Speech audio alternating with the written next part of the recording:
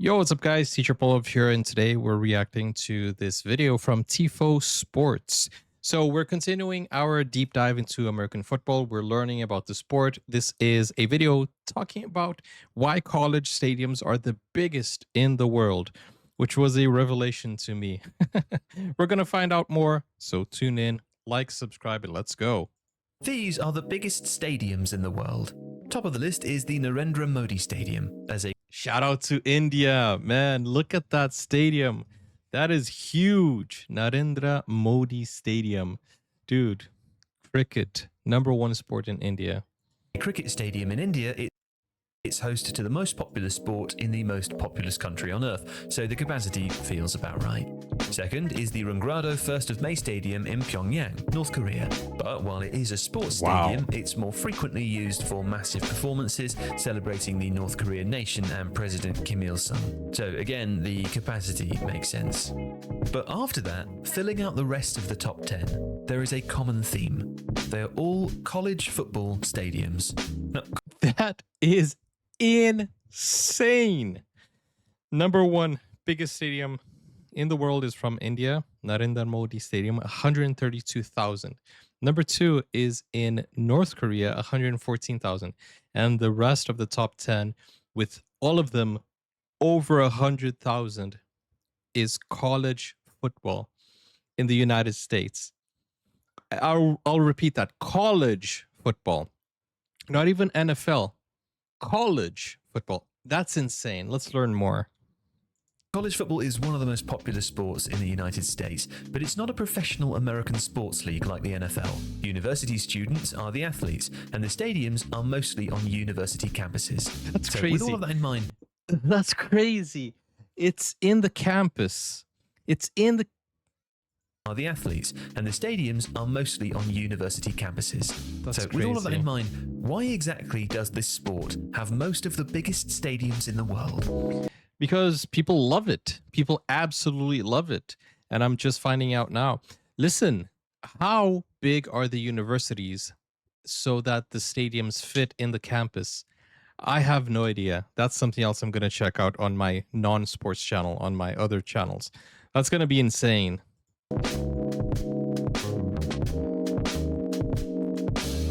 The short answer to this question is in three parts: geography, arithmetic, and of course money.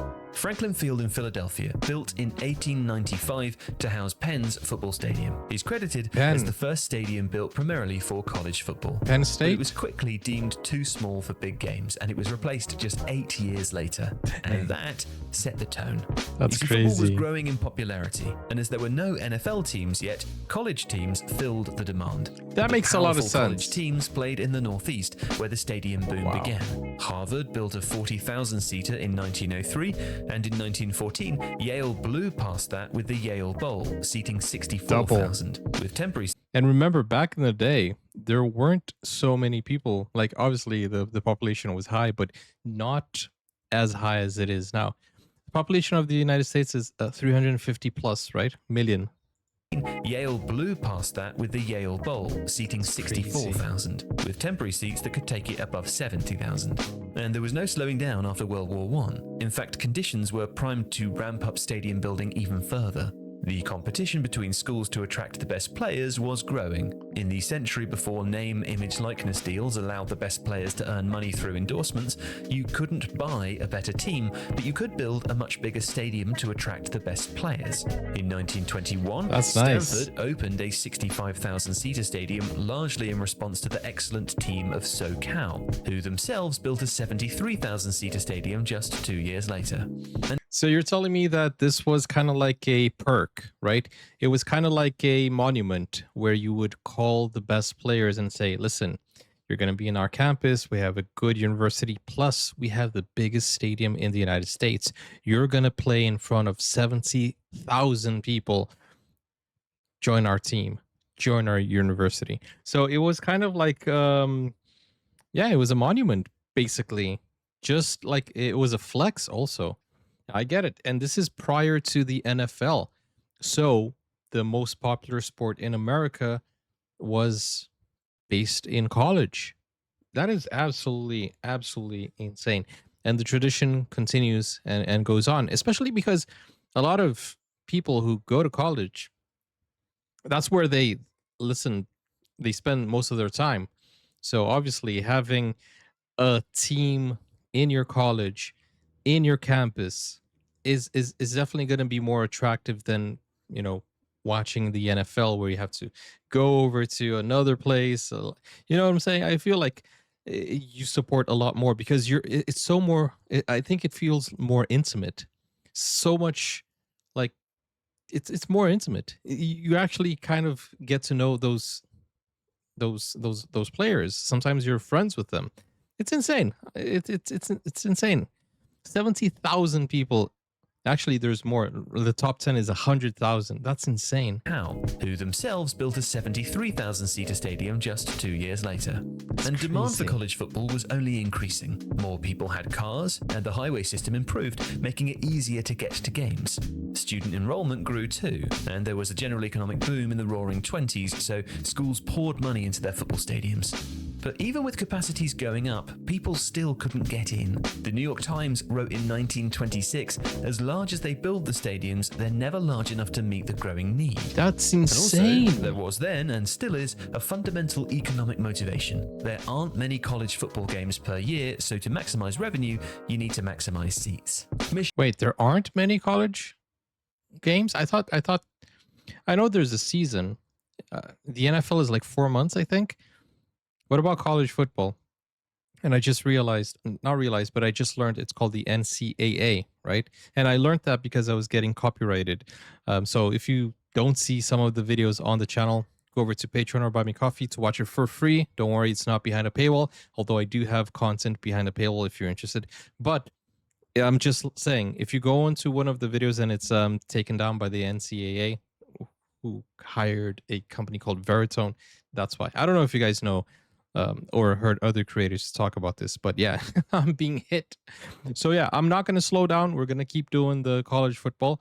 But yeah, that's insane, man. That's insane that the bigger the stadium, the more people are coming, and there aren't as many games. And I feel like somebody mentioned that the season is going to start now.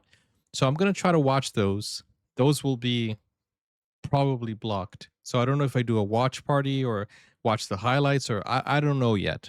We're going to see how the copyright is. Michigan Stadium, for example, was Did he say Chicken Stadium?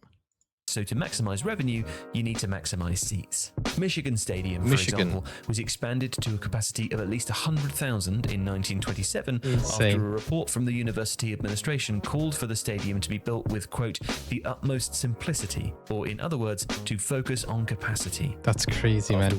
That's crazy because this is 1927, 100,000 people. World War II, the increasing popularity of college football in the South, combined with a desire to expand their athletic programs and earn a larger slice of the economic pie, saw stadiums grow there too. Tennessee, for instance, had a stadium of just 17,860 grow to a 64,000 capacity by 1968. That's an investment. Just like in the North, the competitive motivation saw expansion spread. Georgia coach and athletic director Vince Dooley cited the need to keep up with Florida, Tennessee, and Auburn, when arguing for growth from a 59,000-seater to a 77 in the early 1980s. That's insane. With the rise of the TV, but it feels like it's a good investment, isn't it?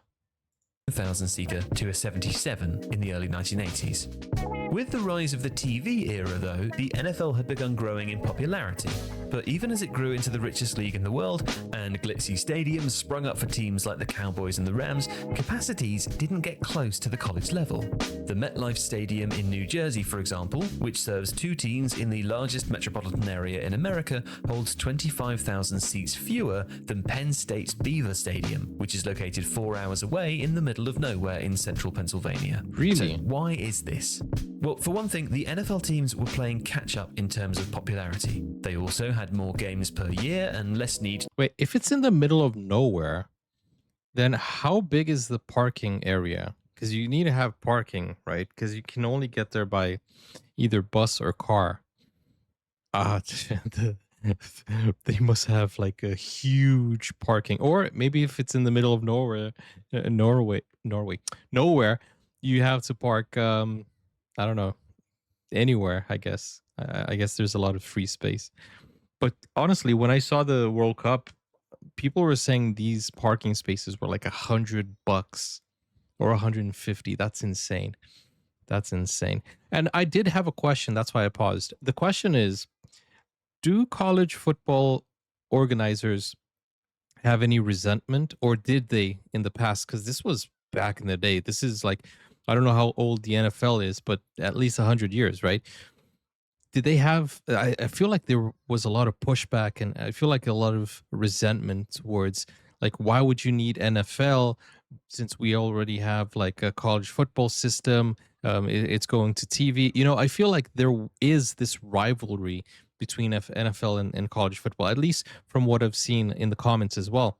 A lot of people support NFL. A lot of people still prefer college football, and obviously, I think the majority enjoy both, as long as it has entertaining football matches. Yeah, but I do feel like when they came up with the idea of NFL, people might have gotten a bit upset because that's eating a little bit of the pie, right? It's taking a little bit of the portion of college football. But then again, y- I also feel like there was a lot of support because these college kids, they needed somewhere to go and play football, and that's where NFL steps in. In central Pennsylvania. So why is this? Well, for one thing, the NFL teams were playing catch up in terms of popularity. They also had more games per year and less need to maximize every home game. There's less competition to one-up your rivals, which drove much more of the college football race. Many NFL stadiums are historically funded by taxpayers, so there are also slightly more financial limitations. And even in the new era of luxury stadiums, the emphasis has been on making money via suites and other amenities rather than pure attendance. In contrast, many college stadiums were built with bleacher seating, with the aim of packing in more students and alumni. And this is part of the same reason why European soccer stadiums haven't caught up in terms of capacity either. That makes sense. Another part is simple geography. There just isn't as much room in Europe, which often has multiple clubs in the same city or close by. Plus, American universities almost always own their stadium and the land around it. If they want to expand, they just do it. European clubs have a harder time. When Premier League soccer club Arsenal, for example, wanted to expand their stadium in the late 1990s, they were denied permission by the town council, partly because it would have required demolishing 25 neighborhood houses. And also, guys, if you watch Wrexham or Ryan Reynolds and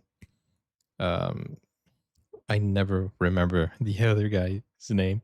Oh man. But anyways, their team, they were talking about the British bureaucracy of trying to build a stadium. It's so difficult. The government is on top of things. I feel like it's very, very difficult for you to get something done, and it takes a while, and it needs to go through so many different approvals. It's absolutely crazy. Absolutely crazy. But yeah, it makes sense. If you have more games, then you're going to have a smaller attendance per game, I would say, because people are going to, it's the FOMO, right? People are going to have more tickets. And when you have a system that it's only once a year, or I don't know how often games happen, once a week, or I don't know, it tends to be very competitive to get a ticket. So yeah, it's going to fill up faster. It's the FOMO, right? I guess it makes sense. It makes a lot of sense. So the club found a spot at a local industrial and waste disposal estate, bought it and built their new home, the Emirates Stadium, which now seats 60,704. And teams also fluctuate between divisions based on performance, so revenues are dictated by what league they're in. It's more volatile, so there isn't the assurance of revenue to match the costs of a growing stadium, an issue that college teams just don't have to worry about. If you like this video, please consider subscribing to the channel. The Athletic is home to the best team of sports writers, reporters, and analysts in the world, offering exclusive stories and unrivaled insight. This is a nice channel. I'm gonna definitely check out more videos. And guys, I don't want to do only American football, stadiums, college football. I want to do the athlete. Pause. I want to make videos about the athletes, their history. I want to find out more about that. So let me know in the comments down below which athletes I should start with. I'm thinking maybe start with the GOAT, Tom Brady. I know a little bit about his entertainment side because, as I mentioned before, I saw him on a few roasts. He's on Mr. Beast often, and he has been doing a few things for his social media. So that's where I know him from. But yeah, probably learn a little bit about his story. And yeah, let me know who else I should make a video on, react to. Anyways, hope you enjoyed this one. I will see you on the next one. And yeah. Hey guys, I also have a Twitch account. I haven't live streamed in a while. Was taking a break, but I was thinking maybe go back to it and doing sports. If anybody's interested, let me know. And join me on Discord as well. It's nice to keep in touch with you guys as we build this community. Thank you for sticking around. And I hope this leads to a moment where I can actually go to the United States and visit one of these stadiums, because it's absolutely insane. I've seen images and vlogs. Crazy stuff. In fact, there's a vlog you guys mentioned, 2 British guys. Yeah, I need to check that out as well. Please bear with me while I navigate the copyright claims, but I hope I can react to all the videos you would like me to. If you do want to request a video and support the channel, go over to Buy Me Coffee. The link is in the pinned comments. I appreciate it, and I am reading most of the comments. There are many, so thank you so much. I'm doing my best to keep up. See you soon, guys. Take care. Bye-bye.